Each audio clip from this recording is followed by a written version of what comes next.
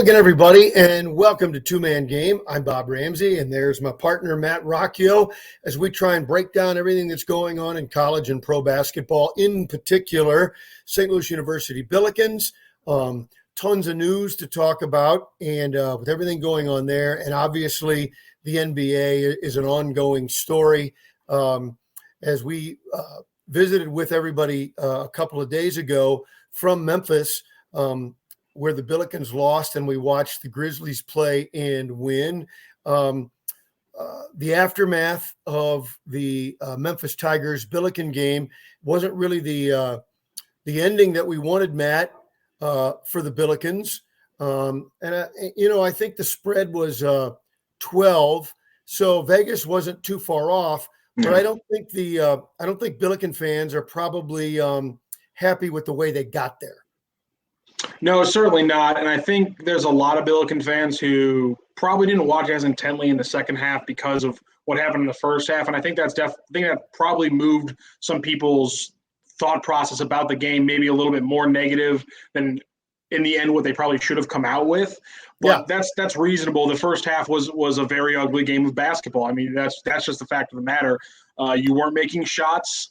You were turning the ball over at different points in the game. It looked very much like there wasn't a plan of attack, with the guys on the court. So, I mean, the start, I would say, was actually a lot rougher than the end when you're actually just looking at the game. But overall, I think you're right. After the positivity that you just couldn't help with after a 3-0 start, I think there are certainly a lot of people who are coming down a little bit more after that game. But I think there were a lot of positives to take away at the same time. Yeah, and I used the phrase, two-word phrase from the 60s and 70s that applied generally, but each guy had some specific angles on it, and that is freaked out. The Billikens were freaked out to start the game, in my humble opinion. I haven't talked to Travis since the game, so I'm not sure if he would agree with that, and he probably wouldn't, but that's okay. He's the coach. He's a positive coach. He's going to keep everybody pumped up. But you could go through several of the guys that had a rough first half, and you could make the argument that Jordan Nesbitt was trying to prove too much, trying to prove to his ex-team how good he was. For whatever reason, Martin Linson, I don't know if he felt like if he read too much of the hype and headlines of the bigs, and that freaked him out. If he was trying to show he was as good or better, but his first half, I mean, when he came out a couple of times, I felt awful for the young man because you could see he was so frustrated and so upset with his own performance that it was driving him crazy. I felt really bad for him. Then you look at the 6 turnovers from Yuri Collins, and I would debate anyone and disagree with anyone if they didn't say that he saw what was happening to his teammates and tried to do too much on his own. I don't know how you would convince me otherwise. That's just not his kind of game. So we could go through guys, on through the lineup, and I'm not trying to pick on guys, but 3 so-called star, or if not star, at least key players for the Billikens who must perform for the Billikens to play well. And that first half didn't go their way. As you point out, Bills were only outscored by a point in the second half, and they corrected a lot of those things after halftime. One of the big takeaways I had with Yuri was it was early in the game. I think SLU was only down by 3, and 5 seconds into the shot clock, into the possession, Yuri just steps up and takes a 3-pointer. And I was like, it was, I think, indicative of a team that was just out of sorts and wasn't playing their game almost from the minute. There was about 2 solid minutes there from the beginning where it looks like they had the right mindset, and then 2 or 3 plays happened where Bates came down and threw a slick pass, or Euro stepped 17 feet across the court to set himself up for a layup, and things just kind of unraveled from there. And that's one thing for me. If you see if SLU's close or trailing and Yuri's pulling up an early shot clock 3, that's a bad sign of what's going on. And here's what's interesting. On that given play, I'd want to go back like you do and look at tape. Did he do that because he really thought that was going to be the best shot? Or did he come down to set up and nobody was where they were supposed to be and it was out of frustration? All of the above. The point is, that's regardless of the reasoning, that's not the shot to take, because if everybody's disorganized, you still have the time to come back and reorganize it. On the other hand, if it's a good shot, and then that really, the only one that can really tell us what's a good shot, because he makes the personnel decisions, is Travis Ford. And but I think most people agree, probably including Travis, that was not the shot he wanted right there. No, and I think a big takeaway, just when you look at Uri's game and some of the trouble he had getting the ball to certain guys in those 6 turnovers, but also the trouble some guys had in getting their shots off. I think the big question people want to know just right off the bat when they look at this team is, is there a middle ground between what we saw against Memphis and what we saw against the first 3 games of the season? In other words, can they get their shots off and can they run the offense they want to run against a legitimate, tournament level team, not even a ranked team, just a top 60 team in the nation? Can they get out and play the game they want to, and at that speed that they're going to have to against those kind of teams? And that's why I keep going. I keep harping on this, and I probably will all the way through the non-conference schedule. That's the SOS 8 games. Well, the Billikens are 0-1. Yep. They'll get another one theoretically on Wednesday if Buffalo wins their game and the Bills win their game and they play Buffalo. That'd be the second game. And then after that, they'll go to Boise State. That would be the third game. We'll start to get a handle on the answers to those questions that you asked in the next 10 days and 12 days. Those things are going to start to fall in place, and we'll see where the Billikens are. God, this basketball season crept up so fast, and the fact that it's just breakneck speed. I mean, 3 games in the first 4, 3 games in the first 5 days, and then a big game against Memphis, and now you just talked about it. 3 huge games that could define not only your non-conference season and schedule, but could define your season and what kind of basketball team you are, just like that in 12 days. It's just this basketball season overall, the NBA season, the college season, it seemed to have crept up very fast, and it's just immediately pedal to the metal. Couple final notes to take out of Memphis before we move on. And Rock, one of the things we talked about, the guys who freaked out. One guy who didn't freak out, Terrence Hargrove Jr. Yes, he showed amen to that. That even at 6'3", 6'4", that he is the athlete, but not just an athlete, the basketball player that can play with anybody in the country. I mean, he proved it. It's not a debate. It's not a debate anymore. He proved it. I was just talking about speed of the game. I mean, the guy plays, 3 inches taller with the same speed as a guy who's 6'4" in the open court. You can't deny it. You saw it then. There's no BSing about the level of competition or anything. He was high flying and running the court with the athletes that Memphis has, including guys like Duran and Bates. And so that's legitimate. And he was doing it at a high level. And really, when you think about how few chances they had compared to other games, and how often he was able to take advantage of them and get out and be open for the pass and find those spots and constantly be filling the lane in those kind of situations, the way that they were able to find him different shots without ever really having him be the key focus of a half-court set was very impressive. And then the other thing I'll take out of it is the rebounding, in particular the offensive rebounding. Now, Earl even mentioned it on our KMOX broadcast about players padding their offensive rebound stats because they missed the layup and got the rebound back again. But even with that, Rock, that goes to show you're on the board, you're dominating. Nobody's taking it away from you. Francis Okoro, of course, led the way, but 23 offensive rebounds, and the Billikens were, I think, within 1 on total rebounds on the night, with the longest team in the league, in the country, in the Memphis-Tigers. Am I saying they're going to out-rebound every team this year? I'm not saying that.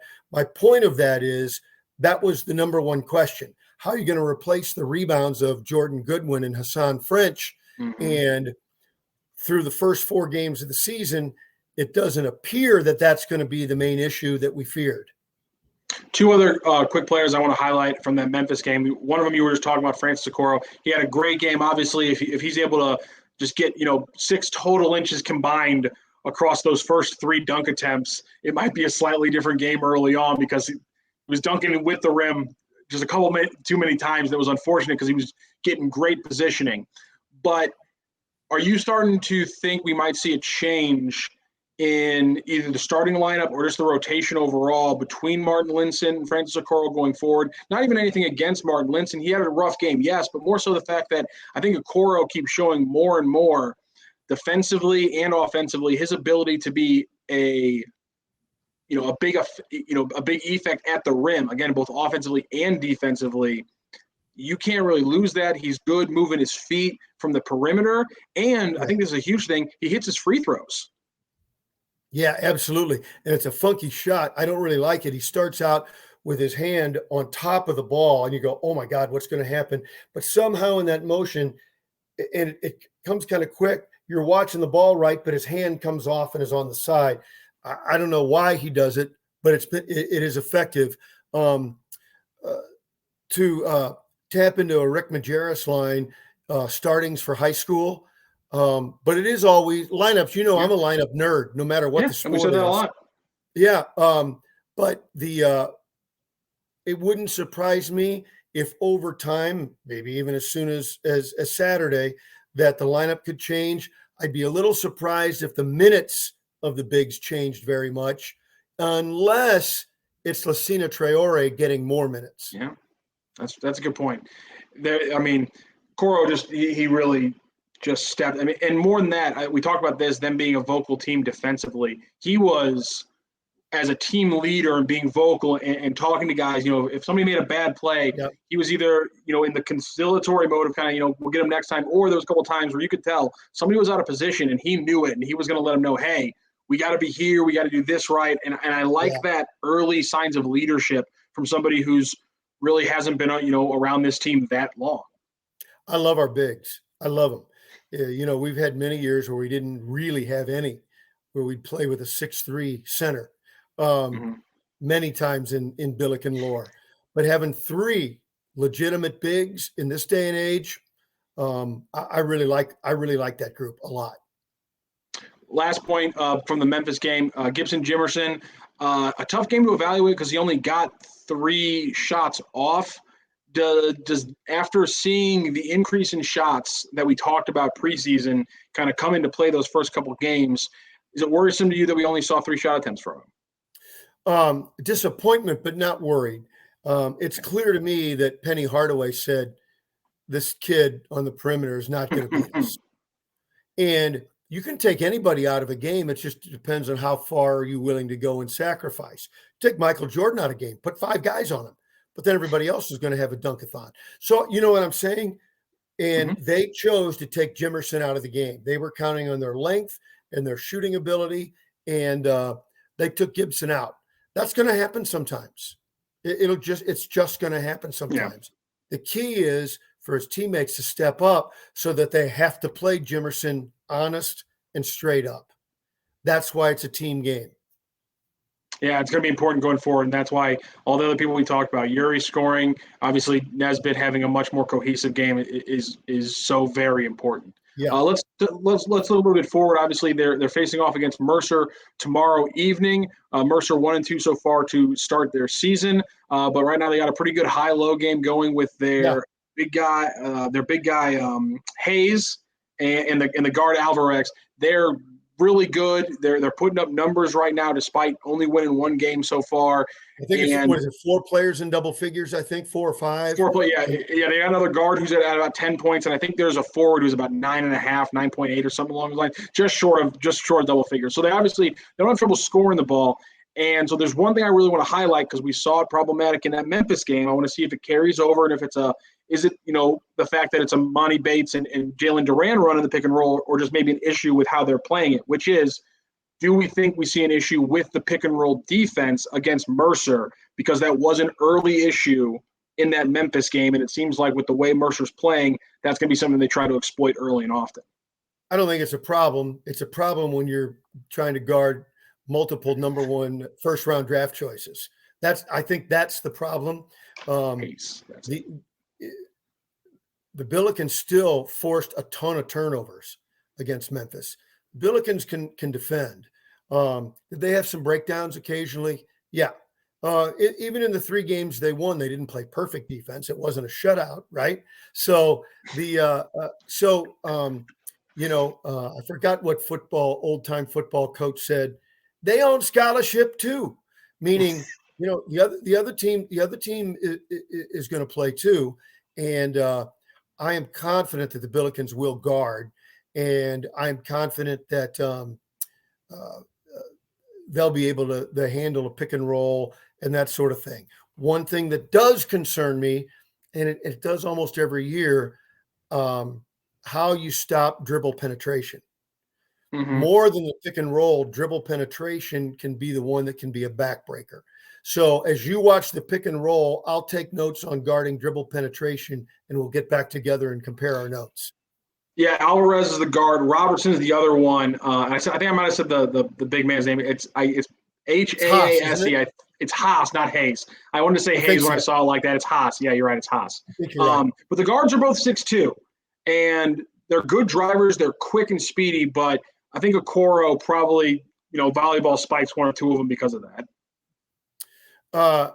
Yeah, I think, like you say, I think now you reverse it a little bit. They're not a little team. I think they go 6'9", 6'6", 6'6", 6'6", and a couple of 6'2" guards. That's 6 guys. Yeah. But you know what I mean? They're top scorers. So it's not like they're a little team, but they're not Memphis.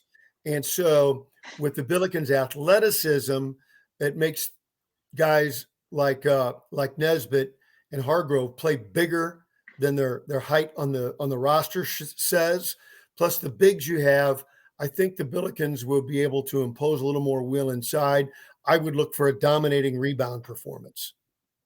You talked about still being able to play defense. I don't want to keep going back to the Memphis game, but that's something that just jogged my memory because we talked a lot about, hey, they're going to be able to score this year, but where's the defense going to be? I think that Memphis game kind of righted some questions we had after that 3-0 start, which was, they're reaching a lot. Are they getting away with cheap steals, or is this a legitimately good, especially off the ball defensive team? And I think we saw some signs in that Memphis game that says, like you just said, this is going to be a tough defensive team. So if the offense can carry over like we think it is, and this is how they're playing defense, this certainly could be a very strong season for SLU. Travis Ford in this season and in the Memphis game in particular, but generally really highly values deflections. Steals can come and go. You got to be real careful hawking for steals and being careful not to get out of position. But the Billikens highly value deflections. And you saw those occur even against a dynamic Memphis team. So I expect that to continue. That's a good sign from SLU because, again, I think the offense was a big question, after the injury, but we had a little bit more confidence there. And now to see the defense right this way, I'm excited to see that. And I'm excited to see how they bounce back and play against a team like Mercer. Yeah, and I firmly believe that Jimerson and the other 3-point shooters, they're going to be fine. The overall team number is a tiny bit low, but I think that'll be fine. The free throw shooting continues to be very good, and Yes. There's no reason not to expect a solid effort against Mercer. And let's give Travis Ford and the team some credit because for how much we harped on that last year, I think we got to give him some credit now and talk about that a little bit, how incredibly solid the free throw shooting has been in. And obviously, Haas, that was a big struggle of his last year and, throughout his career and not having Goodwin. him, and Goodwin, he struggled a little bit as well. But nonetheless, a big thing that we always wondered, Travis Ford is one of the best free throw shooters ever. It seems odd this is how his team shoots the ball, and to see them kind of get back to what we think an average that makes sense. That's a strong thing to see, and it'll be key in, if they're gonna play good defense and it's gonna be close games, especially in the conference season. That's how you win close games. Yeah, and we talked about it before. Gibson Jimerson's got to get to the line more, which means going back, circling all the way back to what you're saying about creating shots, creating those foul shot opportunities. And the other guy is Yuri Collins, who I know it's early in the season, only 4 games, but so far has had a dramatic improvement from the free throw line. Yeah, got it. And you know what? He's so damn fast, and his dribble's so tight. That's one thing I keep watching for is he's going to kill people on the drive as soon as.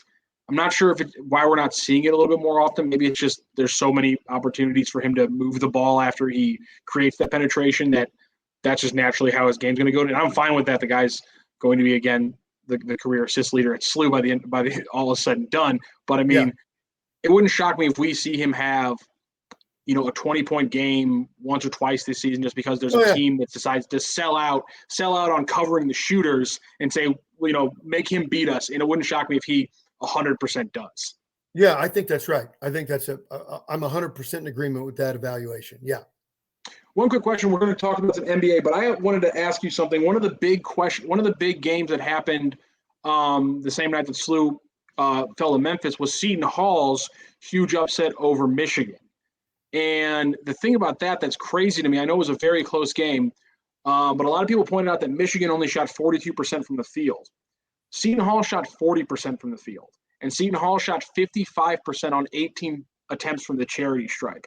I cannot recall many top 5 ranked teams losing to an unranked team while not being outshot from the field, while not being outshot from the charity stripe. And while they were outshot from the 3-point line, it was only on a difference of like 3 or 4 attempts, and it wasn't that big of a discrepancy. It's honestly one of the weirdest top 5 upsets I've ever seen. Kudos to Seton Hall, but I'm trying to go through the calculus to figure out how it happened, and I can't figure it out. I wish I'd known we were going to talk about this. I would have poured over the box score better, and I don't remember some of those totals. Does it have something to do with turnovers or offensive rebounds? I don't know. I'd have to go look at it. Weird. But and I saw somebody talking about all the upsets, trying to take a shot at the Big Ten. 2 Big Ten teams that night lost to 2 Big East teams. Folks, it's the Big East. Forget the rankings. We're not even 2 full weeks into the season. The rankings mean bupkis. They're not relevant to anything. But the leagues are. If you're playing a Big East team, you better have your big boy pants on. If you're playing a Big Ten team, you better have your big boy pants on. That's so. Oh, they were ranked, big upset. Yeah, okay. Sounds to me like it's people that lost money on those games, and that's why they're so disgruntled. You're absolutely 100% right. That's what moves. I mean, it's sports talk now, Rammer. It's 2021. That's the name of the game. In fact, I'm sure there's somebody yelling at the end of our episode saying, "Where are your picks? What lines do you like tonight?" Yeah, I guess we could get into that. Sometimes it's kind of fun. Everybody always asks me the day of the game or the day before a game, "Hey, what's the line? What do you think?" It's funny. Before I looked at the line, I thought. And I think when I did look before the game, it was 11.5, the Billiken-Memphis game. And, but I'd said before I looked it up, I said, seems like a dozen's about right. So, that time I agreed with Las Vegas, and Memphis covered. There are so many variables in a day. How do you know a guy didn't, especially on the college game, how do you know a guy didn't have an argument with his girlfriend or is freaking out about a test, or coach yelled at him, or he's under the weather, he's got a cold. Maybe he's got an ouchy knee. Now, more and more basketball players are young men, not kids. Sometimes they're kids. They're not into a given game. That's almost unexplainable, but it happens all the time, just not mentally prepared. So I've never been much of a gambler, not so much of those things. I hate the action. It ruins the game for me, but we should start making picks. Maybe I'm a little more objective because of it. I'd like to. We can definitely start making some picks. I enjoy gambling, but honestly, I'm the kind of person who I like going to a casino where I'm actually got a hand in the game a little bit. Then when I lose, instead of just blaming this cruel, cruel world, I can blame myself, which I'm just an expert at. So that makes me feel more comfortable knowing that when this goes completely tails up, which it inevitably will, because it's a casino and you always will lose. Same with betting. Then I can blame myself, and I'm more comfortable with that. Well, yeah, you Catholic guilt. I mean, it's part of your DNA. I wasn't going to say it, but you did. So it's okay. We're just being honest at this point. It's just, it's Catholic guilt running rampant. And then when I win a couple $100 at blackjack, it still kind of stings, just right there in the back, just like, oh, gets me going in and going out. Lovely. All right, let's talk a little bit about the NBA. Maybe you should make the trip right before Christmas and the Billikens play Drake in Las Vegas. Ooh. I've never been to Vegas. I'm afraid of how I would react. You got to go. All right, we're going to make that happen. All right, on to the NBA. What do you got for me?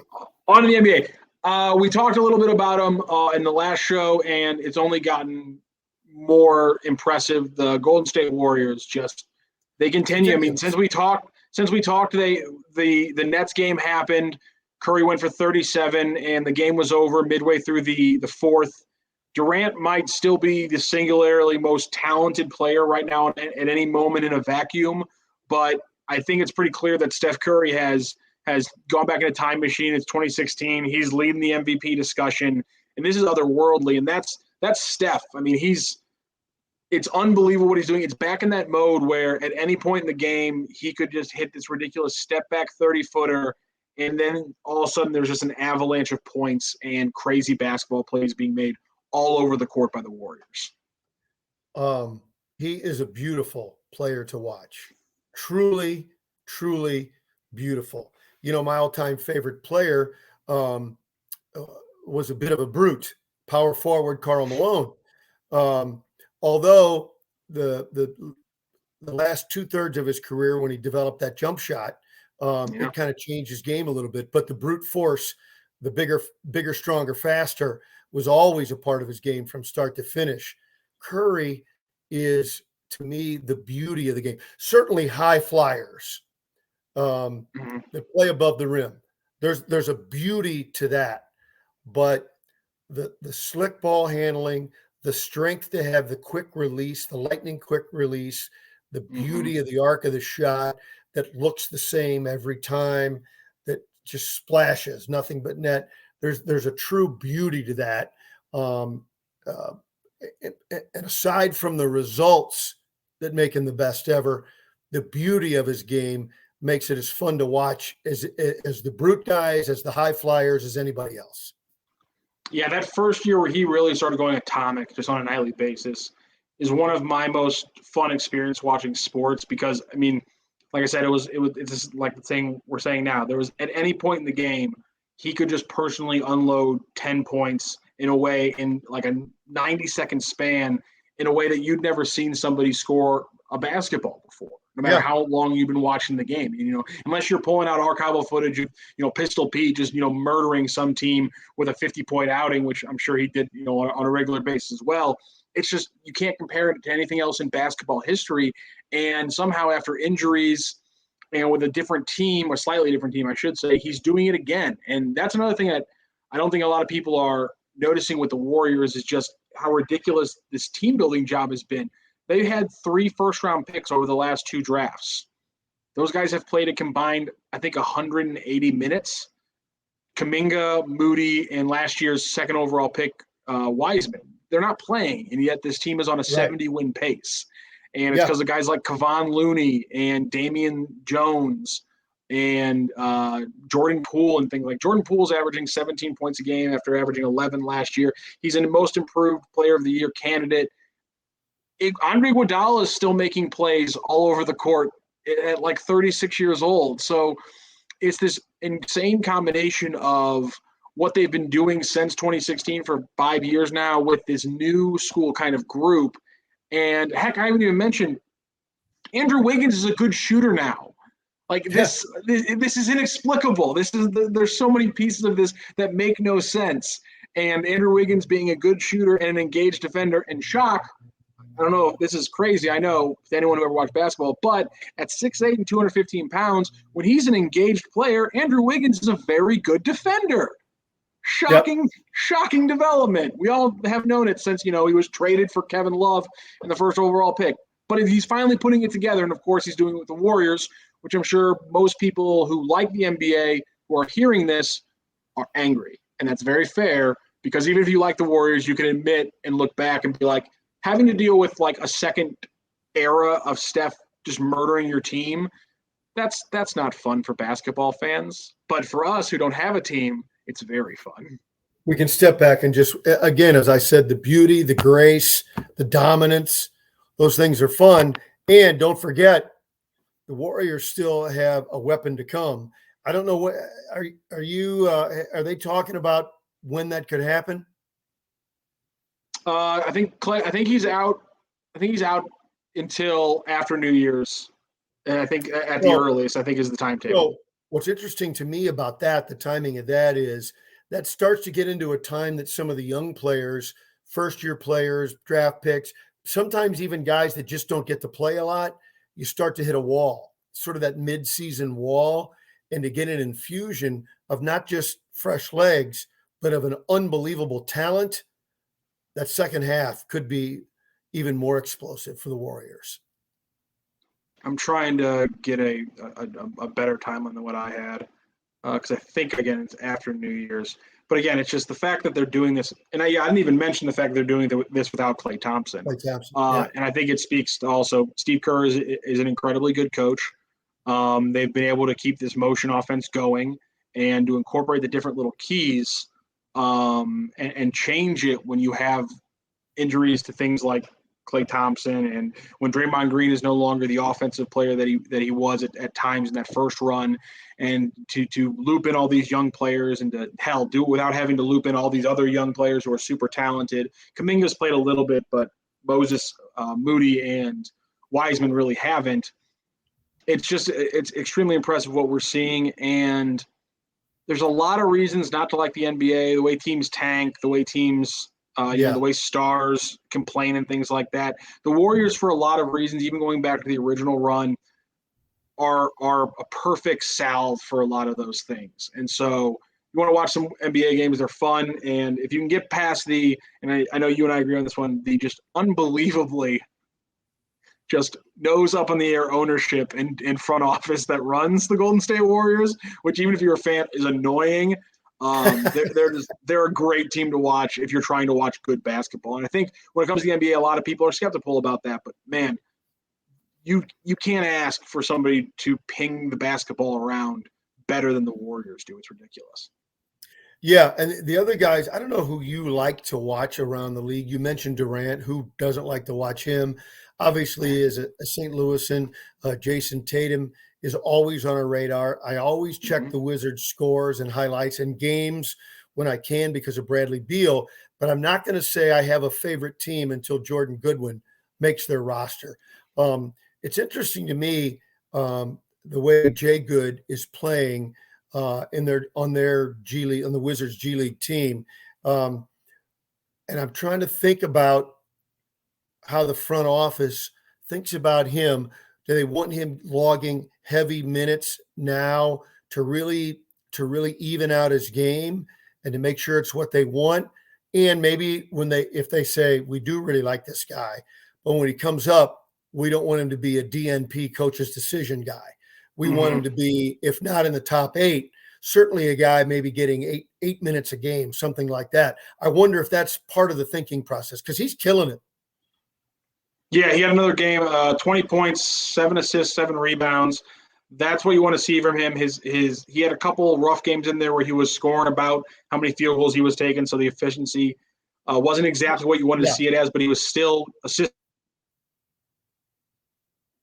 on shots. He was getting read for me, and unfortunately I haven't been able to watch any of the Capital City Go-Go streams that I've been able to find, is that what is he doing on defense? Is he just guarding 1s and 2s, or do they have him doing a super utility role where he's even guarding 3s and 4s and maybe even sometimes smaller 5s on switches? Because that's a huge thing in the NBA right now. If you're an undersized guy who can run out on the perimeter and even in the offense, just be a passer and a finisher, not necessarily even a 3-point shooter, even though he's looking a little better there. If you can just be that glue guy on offense, but if you can be a 4-position switch guy on defense, that completely changes the trajectory of how you get minutes, when you get minutes, how many minutes you get. And so that's the big thing I'm going to be wondering with Jordan looking forward is he guarding all 4 to 5 spots on switches? Because that's the key where the NBA teams has to start, pricking their ears up a little bit. He obviously did that at the college level. The NBA is a whole different game. It's a different animal. So I'll be looking forward to seeing your tape breakdown of that topic. I just got to find the Capital City Go-Go stream. It's not the easiest thing in the world. I just need to get back to where I was back in like 15, 16 when I was watching the Warriors. I just need to find NBA League Pass, because I bet if I have League Pass, there's got to be a way to watch some G League games. And I want to also I want to watch Orlando, because Tillman's still playing for the Orlando Magic G League team. This gets into nerd world for a second, but I have way too many T-shirts. I've tried to purge. I said I'm not buying any more T-shirts, but because it's a unique name and logo, I probably got to get a Capital City T-shirt, don't I? I think so. Yeah. I think you do. I think so. You got to do that. Yeah. Get a Capital City Go-Go shirt. We'll get you a pizza Go-Go shirt from my favorite pizza place here in St. Louis. We'll tie it all together. Well, it's all business. There it is. It's all about the business. We already mentioned looking ahead to the Billiken game. By the way, if you're a Billiken fan watching two-man game here on Claves Online, don't forget the Mercer game at Chaffetz Arena is at 4:00, an early start, 4:00. So do not forget that. If you show up at 7, hey, I got a great spot. The parking lot's empty. There's a reason. Yeah, it's not going to work. 4:00, and then it's on to Mexico. So when we talk next week, I'll be in Mexico, and hopefully we'll get Wi-Fi. It should work. It should. I may have to hablo español to get on, but we'll give it a shot. Un poquito? Poquito, okay. Poquito. I can get us to the biblioteca and the pharmacia, but that's about all I got. Discotheque. I think we got a third location. Yeah, there we go. So and real quick, things to look forward to the next 3-4 days on the NBA side that you're looking to observe. Warriors actually are a little bit down. I'm trying to think of their schedule right now. I'm completely blanking on the schedule I was going to watch this weekend. I actually got a big movie weekend planned. So I wasn't going to. Yeah, I'm watching King Richard, the Will Smith movie talking about the story of Venus and Serena. That dropped on Friday today. I'm watching that this weekend. I'm going to be watching Mercer this weekend, and then I'm probably also going to watch another movie at the theaters. So I got a big movie weekend coming up here. I don't know how much NBA basketball I'm going to catch here over this weekend. Monday night, good slate. That's what I'm going to be watching. Very good. Very good. Well, that's going to wrap things up on Two-Man Game. We want to thank our sponsors and thank folks for tuning in. We'll be back. We should be back Tuesday in time to preview the Billiken, Illinois State game. And I'll be in Mexico. Who knows where Rock will be, but we'll fill you in on everything basketball, in particular the Billikens and the NBA. Everybody, I'm gonna be right here with just a slightly different album in the background. Okay, is that going to be your shtick? Album cover background? Yeah. So far we episode 1 was Teddy Pendergrass. Episode 2 was The Police. Episode 3 was Bruce Springsteen. Episode 4 is Stevie Wonder. When you run out, I've got about 250 vinyl covers, albums. What's funny is I've kept them all. I don't have a turntable. Well, we're going to have to do 2 things. 1, I'm going to have to look through that and take some. 2, we're going to get you a turntable. All right. Very good.